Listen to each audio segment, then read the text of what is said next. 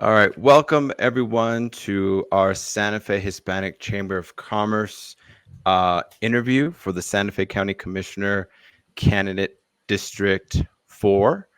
We have Mika Old. Mika, thank you so much for jumping on tonight and talking to the Santa Fe Hispanic Chamber of Commerce.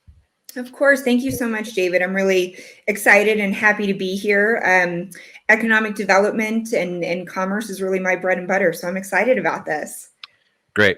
Thank you so much. For the listeners at home who don't know what the Santa Fe Hispanic Chamber of Commerce does, we do year-round events. We focus on Hispanic entrepreneurship and business ownership in Santa Fe.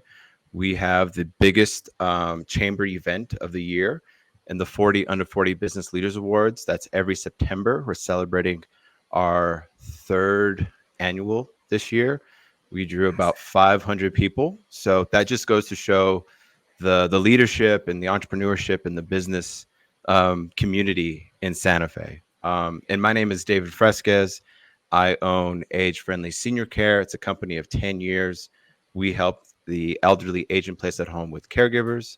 And I also own the Santa Fe Gloom futsal team. Just completed our first season. So go Santa Fe Gloom. So Mika, thank you so very much for being here. This is kind of a more deeper conversation, right? It's not necessarily a question and answer, but we will start off with kind of the first question. So tell our membership about yourself and why you want to be a county commissioner.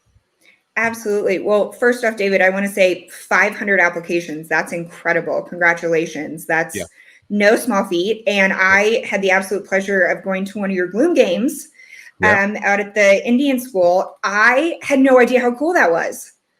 It was so much fun, and the energy of the crowd was great. And I'm so happy to have you guys, and I hope more people get to know you and about the Gloom, because I am not a soccer fanatic. I know nothing about it, but I showed up and the energy was cool. It was fun. And so I want to congratulate you on that. That's an incredible thing that we need more of in this community. Yeah, no, thank So you. And shout out yeah, to Santa thank Fe you. Santa Fe Indian School.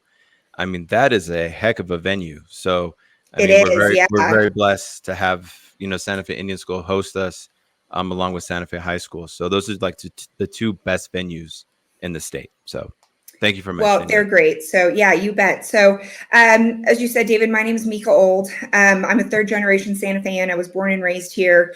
My grandparents moved to Santa Fe in 1928. So I've been around for a while for a gringa. For the rest of the folks who go back generations and generations, I'm not quite there, but for a blonde girl, it's not too bad. And I was raised here, grew up here. I had the opportunity to go to college in Texas, where I earned a couple of business degrees and moved around a little bit. I did quite a bit of nonprofit work with an organization called Project Humanity in Africa. And that was specifically based on business development, microfinance, and neonatal and prenatal health outcomes in rural communities in Africa. And I was really lucky that I got to come home. My parents are so incredible. They helped me out with a place to live when I moved back home.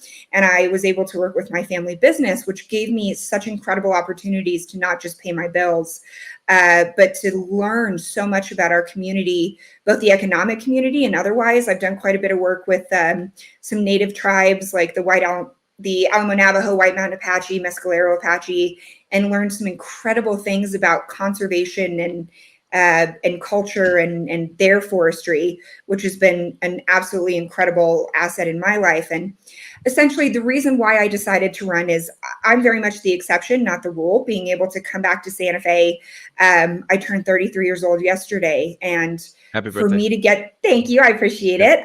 But to get to be in Santa Fe is a treat, and it's such a pleasure. But we had a meet and greet recently that some friends hosted for me, and a young lady by the name of Alexandria Visole, who she and my sister were very good friends growing up in school. Her dad is an incredible businessman here in Santa Fe. And she pulled me aside and she said, Mika, I want to thank you for making me feel like I can come back to Santa Fe. She's about to graduate from med school. She's a brilliant, kind, wonderful young lady. And she says, everybody's told me that I can't come back to Santa Fe right now because Santa Fe is for the end of life when you've done all your things and you've retired. And she said, you make me feel like I can come back to Santa Fe and work. And on one hand, it absolutely broke my heart that she didn't think that that was an option. But it was also really encouraging and reinforcing as to why I'm doing this. And that is so that generationally local families and their children and grandchildren can be in Santa Fe because they can have a home that they can afford to live in. They have a job that not just lets them pay the bills, but also gives them other opportunities as well. And that at its core is why I wanted to do this, to make Santa Fe a sustainable place for local families, but also for young folks and families that want to come from other places. But just importantly to that for me is local Santa Feans, the people that have been here for generations, can be here and want to be here, because what is Santa Fe going to look like when we lose that local culture that we've had for hundreds of years? What happens when that disappears because nobody can afford to live here anymore? And that to me is a really scary thought. We're going to lose that character and we'll become another big city like Phoenix or Dallas. And I don't want to see that happen. Right. So follow-up question to that is, and you kind of touched on it, but why did you move back to Santa Fe? Yeah. Tough. So I was like a lot of Santa Fe kids where I'm leaving and I'm never coming back home. I'm going to go make my way in the world. Right. And I moved to Austin for a while and was there. And it was a wonderful experience. I'm glad I did it. Oh, hi. My dog just showed up. So Tilly's saying hi. No problem. It was a wonderful experience, but my family's here. First off, my parents live here. My brother's here. And at the time, my grandparents were still alive. There's just something about Santa Fe that is so, sorry guys, this is Tilly. Hi. Hey, I'm doing something. Get down. Yeah, don't give my puppy any ideas because then we're in trouble. Yeah. Well, yeah, she likes the limelight. She knows she's cute. But anyway, sorry about that. And I really came back because I always knew I wanted to be in Santa Fe ultimately, maybe not right then. And the more I was other places, the more I went, I love Santa Fe. I love the culture. I love the history, the food, our landscape is so important. And little personal note about me, one of my great loves in life and passions is conservation and the ecology of the American West. And that goes back to, I grew up on a cattle ranch. I was raised by some incredible old Hispanic cowboys who really instilled a lot of their way of life and thinking and, that tough, get it done, make things happen attitude. And Santa Fe was really the perfect fit for me in the way for me to effectuate that change and be a part of the world that I love very, very much, which is the American West. And we still have a lot of that in Santa Fe, it's still very wild here. And I hope we maintain that. The last thing in the world I want is to die in a civilized hell, so to speak. And then civilization's great, but the beauty of Santa Fe is a little bit of that grittiness that goes back generations from grandparents that pass things down. And my favorite story, I don't know if do you know how the Canyon Road Walk got started? No, tell me. So I love this story ever. It was started by a group of older Hispanic gentlemen who would go outside on Christmas Eve and make bonfires. And then their excuse, it was a way for them to get out of midnight mass on Christmas Eve, because they'd say, oh, we've got these fires that we have to keep burning. And then it became this huge, wonderful thing. And I grew up walking Canyon Road back when it was the galleries and churches would be out there with their youth groups and small communities. And, it's grown and I'm happy for it, really pleased to see people embracing our culture. But, it's those little stories about Santa Fe that make us what we are. Right. But that's, kind of circumvented your question there. But my family brought me back. My love for Santa Fe brought me back. And again, I was fortunate to have a business to be a part of and have ownership in, more than just a 9-to-5 that paid the bills and, on a machine cog in it. So that was really what brought me home. Right. And this is a similar follow-up question is, how do we encourage young business people to move to Santa Fe? So that's the first question. And how do we keep our talented youth in Santa Fe? So double-fold question. Yeah, big two-part question. That's a huge question, David. a couple of things. We have to, quality of life has to be here, right? Especially for the younger generation. They put a huge emphasis on that work-life balance that you and I didn't necessarily have. You know, we graduated from school and it was like, you got to get a job, you got to go to work, and this is all that matters, and start your family. And those are good things. But I think this upcoming generation of younger 18, 19, 20-year-olds, they want to have more of a work-life balance where they get off work. So I think that we really need to encourage the Santa Fe community to have things like an amphitheater, or really fun. I've got this great idea that I would love to have some sort of a food park, like a food truck park in Santa Fe within the county, have it set up with a stage so that you could have community events, and you could have young musicians and artists come and have a place to display their art and bring people together as a community. And I love that idea, because it's also a way for us to pull the south side to the east side and the east side to the south side, because we've got an incredible food truck scene out on the south side of town that so many people who are visiting Santa Fe know nothing about, because they land or they fly into Albuquerque and they circumvent that and come to the plaza. So I would really love to see those young entrepreneurs, or, you know, maybe they're not even young entrepreneurs, but they've got their food truck out on the south side and they're making incredible food. And I would love for them to have the exposure to the rest of Santa Fe that they don't currently have. And all of that is to say that we have to have things for people to do outside of work, whether that's you know, I had somebody tell me, Mika, how cool would it be if we had a disc golf course in one of these parks that's essentially shut down, or these gathering places for people that's not a bar, or, you know, someplace that you go and a cocktail in this town is $20 now. And I don't know about you, but I can't afford to go out and get $20 cocktails every night to see my friends. Yeah. So again, it's ways to find that work-life balance, because that's important. But then as far as keeping them here, we have a huge problem in Santa Fe where folks will they'll develop a skill. And I've seen that in my business, where we'll teach people to run a CNC machine or a molder or big technical machinery, and they get the knowledge. Well, there's a job in the neighboring state that pays $20 more an hour. I wish I could pay that much more an hour, but we live in a place where it's just not, I can't do it. I wish I could. And I understand that. They need to make a living. They have to pay their bills. So we have to find a way to be able to pay people appropriately, so that they can and want to stay there. But not only that, who wants to work in a community you can't live in? And you're suggesting like high cost, like housing?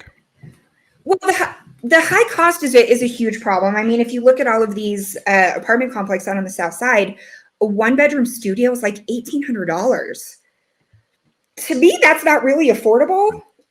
I remember my first apartment in Austin back in 2014. It was a tiny little like utility, but I paid $800 a month in a big city. And that was like, okay, for me at the time, it was expensive based on how much money I was making, but it, you know, so I have a thought, and I would love to hear what you guys think of this, to where the city, because housing is a huge issue here, especially for young folks. And I would love to shift the conversation from affordable housing to housing affordability, because affordable housing is a very specific definition. That's really working poor. It's people who are making $20,000 or less a year, which there are those folks in our community, and they do need to be taken care of. But the majority of our community is making in the $60,000 to $70,000 range. And even those folks are on the edge where they don't qualify for down payment assistance or low income housing, but they also can't afford that $750,000 house. So we have to find that in between that benefits the greatest amount of people. I would love to see the county develop a pre-approved housing plan program. I don't know exactly what that would look like logistically, but like, let's say we had 4, 5, 6, whatever that number is, it could grow. Pre-approved housing plans. They've already gone through the permitting process. They've gone through the historical review process. They've gone through the architectural process. And you have a piece of property or whatever it is that meets requirements like square footage and sewer and water. Well, for $500, you can go and you can get this plan. It's pre-approved. You don't have to jump through all of these insane permitting requirements just to be told, no, sorry, you can't do this. And that would allow folks, we've got a lot of people here who they own pieces of property and they've put a trailer home on it. Well, it's wonderful. It's a place to live, but let's give people something that they can build equity in, that's going to have a return on their investment. And I think that that's a really great way to do it because it fits into the aesthetics of what we want Santa Fe to be, but it also makes it accessible to people who aren't the very, very wealthy. Right. That leads into another question, if I can find it. How will you continue to enhance social equity through the development of our workforce? You touched on it a Mm-hmm. little bit, but I think that's one thing that's really important to our Hispanic chamber, especially our South Side, is that accessibility to resources. Mm-hmm. Kind of to your point that we want fair wages, right, for all of our Yep. people in Santa Fe, um, and but sometimes we lose some of that talent to other states. So how do Mm-hmm. we package this all together, and how will you do it as working with the Santa Fe County? Absolutely. So, in my opinion, that starts at the economic development level. Because if the business owner is not making any money, they can't afford to pay those appropriate wages, right? And I think that, and I hear this, I'm a member of the business community. I'm a small business owner here in Santa Fe. And Mhm. I've had a lot of these conversations with other small business owners. And we're seeing it, especially in the restaurant industry, where all of these incredible restaurants are closing because they're not making enough money to pay their employees appropriately and pay their overhead. So I think we have to start by creating pro small business, pro economic development policies, as opposed to actively discouraging that. Because the fact of the matter is that a healthy economy is good for everybody. Um, Yeah. and so we have to, you have to start with the people who are paying the bills and they're paying these payrolls, to make sure that they have the support that they need to get their established business, so that then that trickles down to their employees, which then trickles down to everybody else in the community. So it's not simply a wage issue; it's a macroeconomic perspective.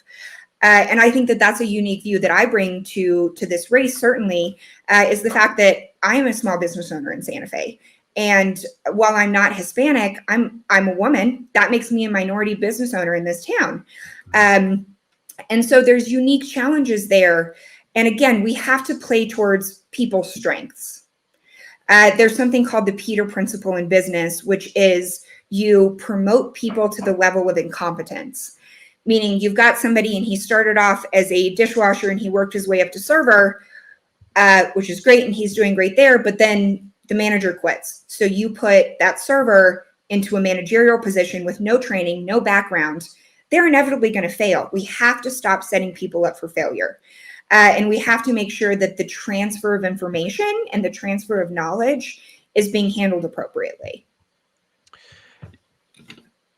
Another thought I have is, what happens if the economy does boom, right? Let's say everything you're mentioning like pans out, and all of a sudden we see storefronts happening. And now, kind of what you were mentioning earlier is that we want to keep the charm of Santa Fe. We don't like Mm-hmm. traffic. We like our sunsets. We don't like pollution. So how do we Mm-hmm. balance all of those things of economic development, Hispanic Yeah. culture, Santa Fe culture, commerce? Some people say, well, we need to have a downtown on the south side, and now I mean, who's to say, right? But so in your Mm-hmm. opinion, how do we balance all of those things? Because it could be too good to be true that it's like, wow, Mika's plan did work, but now people don't want to come here to Santa Fe because it's too busy, this, that, and the other, Mm-hmm. and there's so much economy, right? Yeah, truthfully, I that's a scenario that I don't see happening, and not these things working out. But Santa Fe, we've been here for so long, and we've seen so many changes, and growth is inevitable. You either grow and you move forward, or you go backwards and you disappear, right? So, and there does have to be that balance. But I think we can do this. Again, for me, this goes down to supporting small businesses. And I'm not talking the big box stores. I'm not talking Walmart and Home Depot, although those are necessary. They're wonderful Mhm. things. But what about the mom and pop stores? I grew up going to this place called the Town and Country Store in Pecos, New Mexico, which I don't know if you ever went there back in the day. It's closed now. But you'd walk in and it was this little town and country store that had groceries and they had gas and they had, animal feed and they had produce and they had a little deli. And that was where everybody went. And I think Connie's food market here in the district is a great example of that.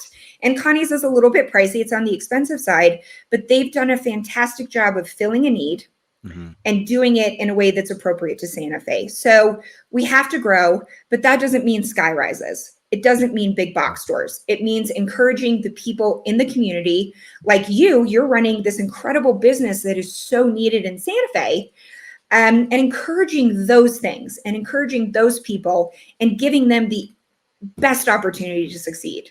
And I think that that's how you do it. We invest in the community, not outside of the community, but invest in the people in the community that care, that want to be here and want the best for Santa Fe.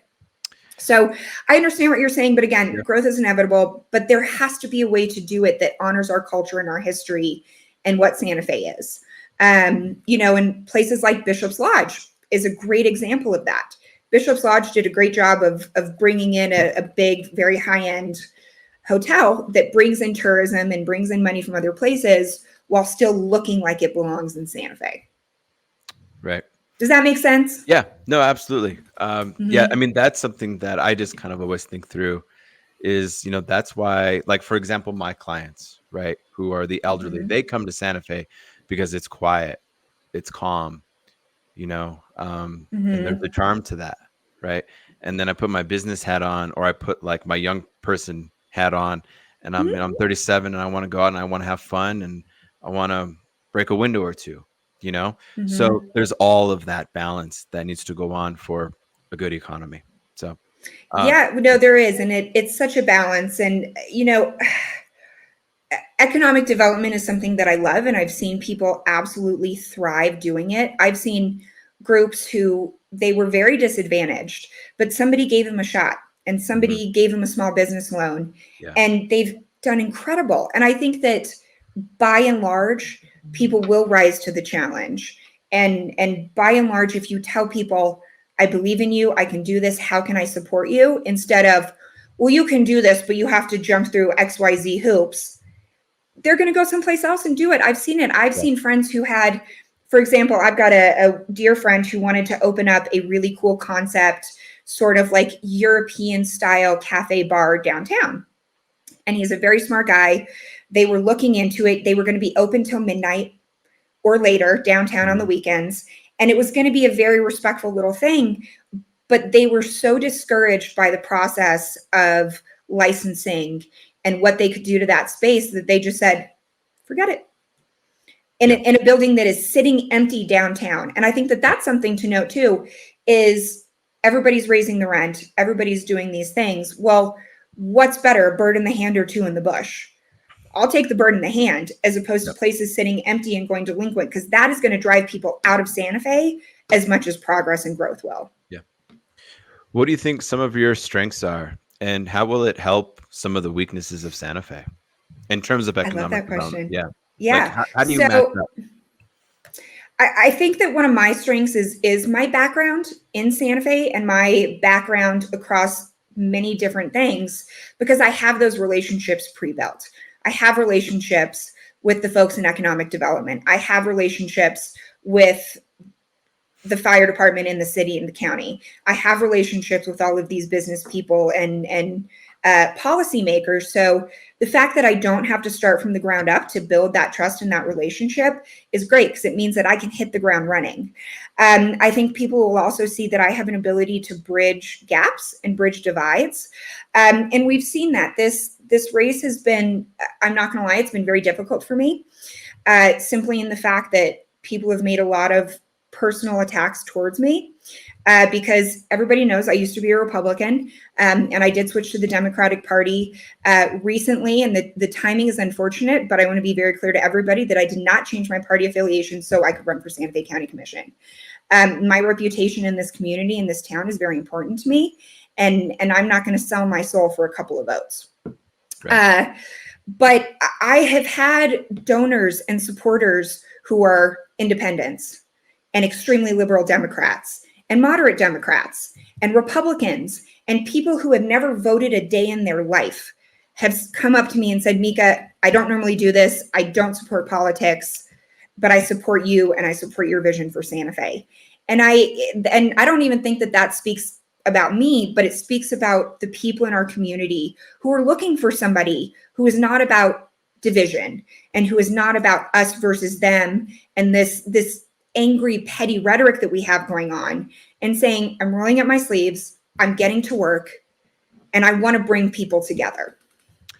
When you've been out in the field and doing the door knocks, what have you learned from the people? Like, what have they told you that you're like, yeah, like this is really inspiring me to move forward, and this is my skill set, and this is what Santa Fe needs, and it just fires you up. Well, so the biggest thing that's fired me up, and this is not necessarily to what Santa Fe needs in the skill set, but uh, I'll answer that. But as Yeah. I said, my family's been here for a long time. I keep knocking on doors and I hand over a flyer, and people look at my name and they go, oh, are you related to Tom Old? Well, my uncle was Tom and my grandfather was Tom. Mhm. Yesterday, I knocked on a door and she was my uncle's old girlfriend back in the 70s. Or Santa or Fe somebody will small. say Santa Fe is still small, and or I knocked on a door and it was my cousin's mother-in-law who I have never met. Hmm. So it's these cool that these parts of the community, it's really bringing me sort of back to what I Hmm. love about Santa Fe and showing me, oh no, this is still here. This is that fires me up. The other thing that I've heard huge concerns from a lot of the old Santa Fe families that I don't know if I can keep affording to live here. I was born in this house. My Yeah. kids were born in this house, but and everybody's telling me to sell and go someplace else, but we don't want to do that. And that one breaks my heart. But it also fires me up to say, I want to help you and I want to make sure you can stay here because you are part of the fabric of what makes Santa Fe Santa Fe. So that's really fired me up. And also people's genuine interest in a good, healthy community and genuine interest in the well-being of not just themselves, but their neighbors. And I love seeing that. It gives you a sense of people are good. Right. By and large, I Yeah. truly, and you, especially in the political world, there's a lot of nastiness and you see a lot of the negativity and the hatefulness. But I truly, and maybe this makes me naive, I truly believe that by and large, people are good and people want to do the right thing. And given the opportunity to do the right thing, they will, and they will rise to that occasion. Yeah, that's for me personally too. Like that's one of the reasons why I love Santa Fe is Mm-hmm. I mean, I think the people are great here. I mean, Yeah, agreed. obviously, there's tension at times, but all in all, like people especially like for us with the Hispanic Chamber, our culture's been here for 400 years. Yep. Like we look after each other, you know. Mm-hmm. I just think it's really cool. So I mean, I think that's great that you've heard that when you've been reaching out to the community. So um, Well, and that's great. something I really respect about the Hispanic community and the culture here is it is a family. Yeah. Yeah. And you do look out for each other. Yeah. And the other thing that I've seen, and I know we're coming to the end of our time, so I won't be too Yeah. No, long-winded. you're good. Um, I have really noticed that for the most part, everybody, we all want the same things and we all truthfully believe the same things. But the division comes with political boundaries and with political ideologies, whether they're true or they're false. But if we can put the labels aside, Democrat, Republican, whatever it is, and actually have open conversations, we're going to find that we're far more alike than we thought we were. And I think that that's how this community comes together and makes a change is by saying, I don't know about you. I don't know about you, but tell me. And then if you want to walk away from the conversation and you don't agree and you hate me or whatever, okay, but let's open the door to understand each other at the very least. Yep. Yeah. No, thank you so much, Mika, for everything. Thank You're you. so brave to do what you do, and I think it's cool. It's exciting, coming from Thank like you. our 40 under 40 crowd. I think it's great that someone like yourself, who's under the age of 40, right, is saying, you know what, like I can do this, like I can Mm-hmm. represent my city. And I think that's just really cool. Like I think Thank you. it speaks to, your character, speaks to your family, being a woman in business too. I think it's all really great stuff. So Well, from our thank you, David. Hispanic, no, Really. no, you're welcome. From our Hispanic Chamber of Commerce to our members, we want to see more of this. We really do. And obviously, we don't do, like we can't say we're going to vote for you or this, that, or the other, but Sure. as a collective whole, that's one of our missions and visions is, just having the accessibility for younger people to rise to the top. Mhm. I think that's really great. And other candidates as well are in the same boat. I'll tell them the Yeah, same thing. But I think it's just it just speaks of our culture too, of Santa Fe, that we're raising good families here. So agreed. I think it's really great. Fully agree. Well, Um, thank you, David. And no, and yeah, I agree. And I will leave it with this. I know you can't say you're going to vote for me, but and this will be my final statement, I sure. promise. Yeah, We need bold leadership, and we need people yeah, who are willing to step into the fray and push the pettiness aside, and what's the Star Trek? Boldly go where no man has gone before. Everybody's done it, but it's time for bold leadership, and it's time to buck the status quo. And so I would just like to say to everybody watching, I hope you will be bold with me and vote for old. great. Mika, thank you so much. Thanks, Good David. luck. Can you remind me when the voting ends, I guess I should say, June right? 4th. Yeah, June so 4th. early voting is going on right now, Mhm. June 4th. So I'm going to be sitting on my parents' porch, anxiously awaiting the Yeah, results on June 4th. great. Well, good luck. Thank you so much for Thank spending you. time with our membership. And good luck. Thank you so much. Thank you, David. I Great. appreciate it. Take Thanks. care. You too.